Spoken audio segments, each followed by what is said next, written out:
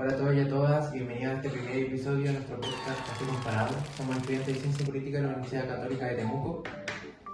Mi nombre es Piro Soto y ella Bárbara Barrera. Y en este podcast queremos que sea un espacio donde la ciencia política o la política en general deje de ser fome o aburrida, como muchos creen, y se vuelva una conversación más de sobremesa, con cafecito, con té o lo que tenga en su manito. Ya que hablar de política no tiene que ser necesariamente aburrido ni alejado de lo que vivimos en el día a día. Bueno, así mismo partimos con una pregunta que nos han hecho en la casa, en el supermercado, en un carrete, y que es ¿para qué votar? ¿De verdad sirve de algo votar? Porque la sensación es que está todo arreglado, que da lo mismo el candidato o que al final nada cambia. Pero es más común de lo que pensamos todo esto, y eso, aunque suene un poco depresivo, es el punto de partida perfecto. Sí, para esto vamos a meternos en un texto que nos voló la cabeza y súper importante para entender cómo funcionan las elecciones, llamado ¿Por qué tomarse la molestia de hacer elecciones?, del politólogo Adam Przeworski. Un título que tampoco se anda como con rodeos. ¿Por qué hacer elecciones si a veces parecen pura apariencia? Si hasta en dictaduras hay elecciones. Entonces, ¿cuál es la gracia de las elecciones?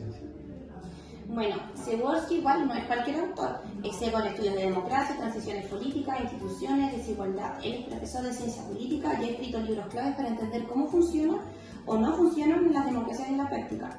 Sus ideas tienen un tono realista que nos baja de la nube idealista, sí, y no nos deja caer en el descaro total. Bueno, hoy nos vamos a centrar en la primera parte del libro, donde plantea que las elecciones no son el sueño del autogobierno que a veces nos venden, tampoco son la garantía de que el pueblo decida, pero tampoco son puro teatro, sino que son más como una forma de resolver conflictos sin recurrir a la violencia. O sea, más que elegir al mejor o al más sabio, elegimos cómo convivir sin agarrarnos a combos o patadas por el poder.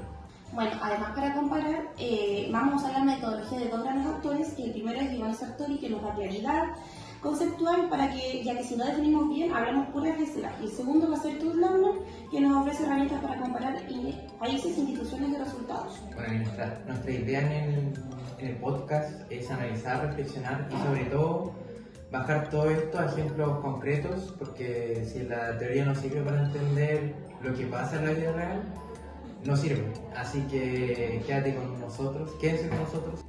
Ahora entremos de lleno al primer tema fuerte que nos plantea Przeworski, que votar no significa que gobernamos.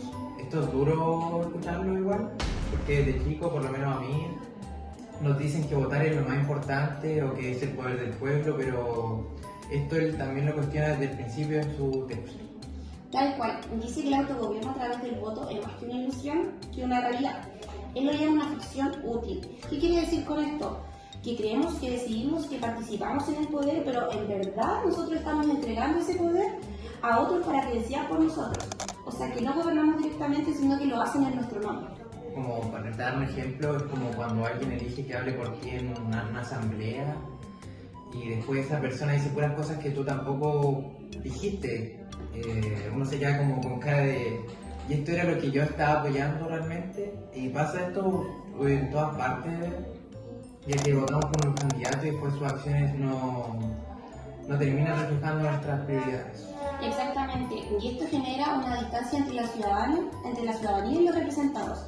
Przeworski no nos está diciendo que votar no sirva, sino que es una forma muy limitada de participación. No es como que uno marque una opción y esto se convierte en una política pública al tiro. Entre medio de partidos, negociaciones, intereses económicos y instituciones, etc. Claro, y aquí es donde entra Giovanni Sartori, que era bien obsesivo con los conceptos. Aquí él nos advierte que no podemos llamar democracia cualquier cosa solo porque tiene elecciones, porque si no uno dice esto es una democracia. Solo porque hay urnas y boletas se está vaciando el sentido de la palabra. Entonces, ¿qué define una elección democrática de verdad? Sartori diría que como para que haya democracia de verdad tiene que cumplirse ciertos requisitos básicos, como por ejemplo las elecciones libres, competitivas, periódicas, con pluralismo político y donde hay incertidumbre del resultado. Ojo con lo último, porque si ya sabemos quién va a ganar antes de votar, no es competencia, esto va a ser puro show. Sí. Y ese punto es clave. La incertidumbre es parte esencial si no hay un riesgo, porque si no hay un riesgo de perder, no hay democracia. Y eso conecta con el aporte de Latman, que va un paso más allá y nos dice, bueno, ¿cómo analizamos esto en serio? ¿Cómo comparamos países distintos sin caer en el... A mí me parece que... Ya, Latman nos propone una lógica bien metodológica, o sea, tener unidades de análisis, por ejemplo, los países, variables independientes, como el tipo de sistema electoral, y una variable dependiente que es la calidad democrática, por ejemplo. Así podemos ver qué elementos contribuyen en elecciones y sea esto más o menos democrático. Bueno, y esto tampoco es solo un tema teórico, ya que pensemos que en cosas súper prácticas hay...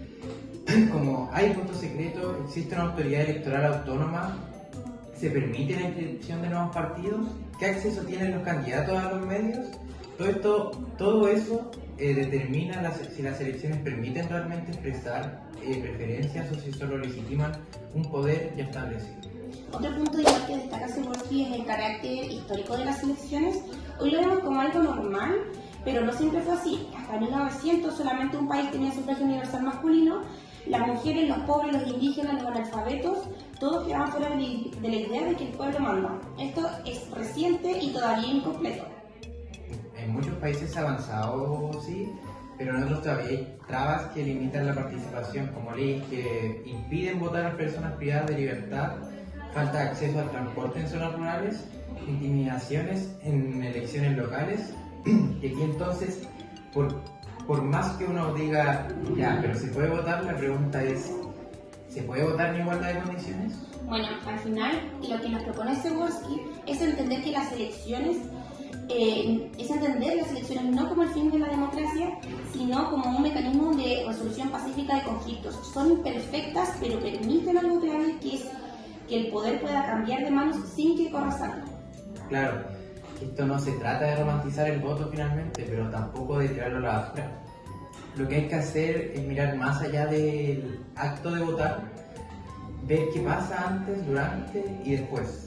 ¿Quiénes compiten? ¿Con qué recursos? ¿Qué pasa después de que se cuentan los votos? Bueno, en esta primera parte entonces nos queda claro que votar no es sinónimo de autogobierno, es una herramienta limitada, pero igual es útil. La pregunta que se abre es ¿cómo hacemos más representativa, más justa y más real? ¿Todos podemos ser elegidos? Ahora, para la otra cara, ¿quién puede postularse? Porque en teoría cualquiera puede ser electo, pero en la práctica no va a ser tan así. Claramente va así, ya que hacer campaña requiere plata, contactos y tiempo. No es lo mismo para alguien con sueldo mínimo que para un empresario poder postularse. Y esto igual se refleja en el Congreso porque la mayoría son abogados, empresarios, exministros. ¿Dónde están los dirigentes sociales, los migrantes y los trabajadores? Ahí volvemos a Sartori, que dice que representación no es solo que alguien ocupe el cargo, sino que refleje los intereses y realidades de la gente. Y Latman nos propone mirar qué mecanismos existen para ampliar la participación, como escaños indígenas en Bolivia o variedad en Islandia. Si no, la política queda para los mismos de siempre.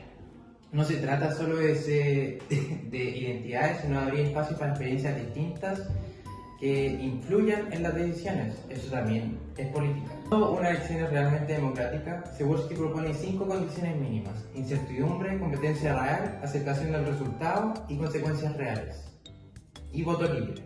Comparando a Estados Unidos, Uruguay y Rusia, ejemplos que vimos en el texto, vemos diferencias enormes. Uruguay cumple con casi todas las condiciones, Estados Unidos tiene grietas serias y Rusia no cumple con ninguna. En Estados Unidos hay incertidumbre, pero con desconfianza creciente. Uruguay tiene alternancia y aceptación del resultado, y en Rusia todo está controlado para que nada cambie.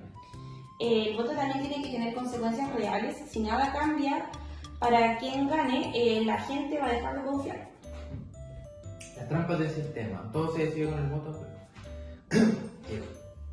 Y ojo, no todo depende del voto. Hay instituciones que no elegimos, como los tribunales o los bancos centrales, que pueden bloquear decisiones.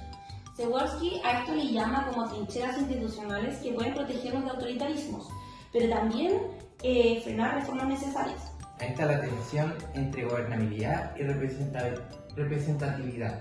Si todo está tan amarrado que nada cambia, crece la frustración y los discursos autoritarios. Por eso la democracia no termina en las urnas, también hay que democratizar las instituciones que no elegimos. Bueno, después de este viaje con ideas, comparaciones, críticas y ejemplos, volvemos a la pregunta del millón. ¿Vale la pena votar?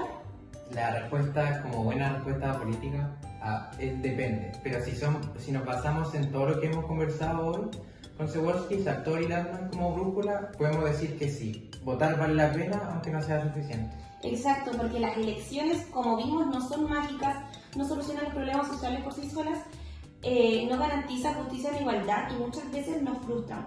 Pero a pesar de todo eso, siguen siendo el mecanismo más pacífico, accesible y legítimo que tenemos para poder elegir quienes toman decisiones en nuestro nombre. Y aquí lo importante es no caer en el voto ingenuo, no pensar que por marcar una referencia cada 4 años ya hicimos la pega. Ni tampoco caer en el cinismo completo, ya que se dice que todo está arreglado, que nada sirve y que mejor quedarse afuera, porque esa idea también es funcional al poder de siempre. Cebulski nos plantea que las elecciones son una ficción útil, sí, pero también son una herramienta política real. Una que puede abrir caminos, aunque no lo haga automáticamente, y esa herramienta, como toda herramienta, depende de cómo se use y de quién la use. Hoy aprendimos que hay condiciones mínimas para que una elección sea democrática: competencia real, libertad para votar, incertidumbre sobre el resultado, aceptación de la derrota, pero también vimos que hay instituciones que no se eligen y que influyen igual o más en nuestras vidas. También hablamos de la representatividad, de las barreras de la entrada a la política, de la diferencia entre tener derecho a postularse y tener posibilidades reales de llegar.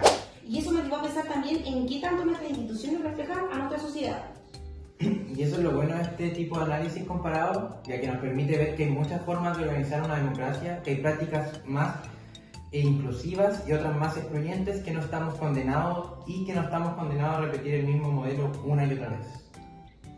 Entonces quizá la pregunta no es solamente si vale la pena votar, sino cómo hacer que votar tenga sentido, cómo fortalecer nuestras instituciones, ampliar el acceso al poder y fiscalizar a quienes elegimos y construir una ciudadanía todos los días, no solamente el día de la elección.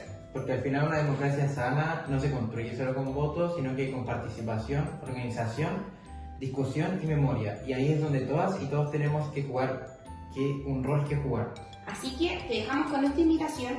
¿Qué tendría que pasar para que las elecciones en tu país no solamente sean un trámite, sino que sean una real transformación social?